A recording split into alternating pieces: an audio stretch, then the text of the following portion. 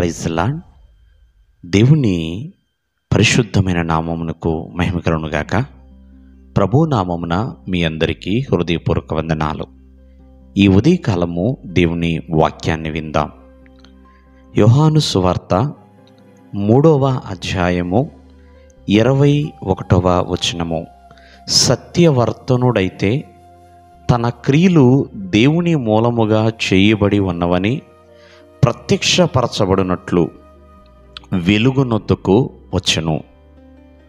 సత్యవర్తనుడు, సత్యవంతుడు. ప్రియులారా, సత్యము అసత్యము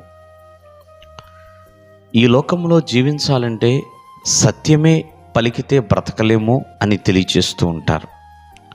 కానీ ఆత్మీయ జీవితంలో క్రీస్తు బిడ్డగా బ్రతకాలి అంటే సత్యవంతుడుగానే జీవించాలి. నజరేయుడైన యేసుక్రీస్తు వారు అంటున్నారు, నేనే సత్యమును అని. అసలు ఈ సత్యము యొక్క ప్రాముఖ్యత ఏంటి? ఎందుకు అంటే సత్యము అనేది ప్రతి ఒక్కరి భక్తికి ఆధారమై ఉన్నదండి. భక్తిలో సత్యము కలిగి మనం నడవాలి, యథార్థత కలిగి మనం జీవించాలి.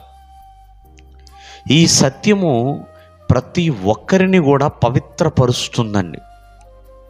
దానికి అంత శక్తి ఉన్నది. సత్యము ప్రతి ఒక్కరిని కూడా పవిత్రపరుస్తుంది. ఎప్పుడైతే సత్యమునకు లోబడి విధేయత చూపితే ప్రతి మనస్సు కూడా మారి పవిత్రపరచబడుతుంది. అందుకనే నడుముకి సత్యమనే దట్టి కట్టుకోండి అని చెప్తారండి.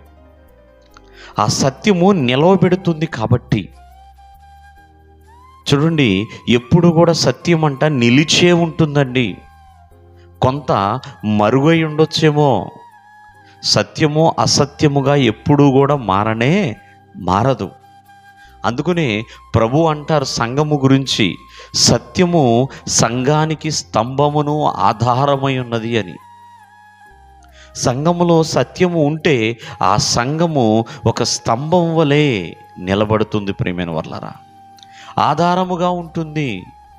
అంతేకాకుండా ప్రియమైన వర్లరా, ఎవరైతే పాపులుగా జీవిస్తున్నారో ఈ సత్యము వారిని విడిపిస్తుంది కూడా. ఎందుకంటే నజరేయుడైన యేసుక్రీస్తు వారు సత్యమై ఉన్నారు. ఆయన ప్రతి ఒక్కరి పాపము నుండి విడిపించి వెలుగునొద్దకు ఆయన నడిపించువాడండి. కావున ప్రతి ఒక్కరూ కూడా సత్యవంతులుగా జీవించాలనే దేవుని యొక్క వాక్యం సెలవిస్తుంది. అట్లాంటి వారు ప్రభువైన వెలుగు యొద్దకు, ప్రభువారి వెలుగు యొద్దకు వాళ్ళు ఖచ్చితంగా వస్తారు. దేవుడు మిమ్మల్ని ఆశీర్వదించును గాక. ఆమేన్.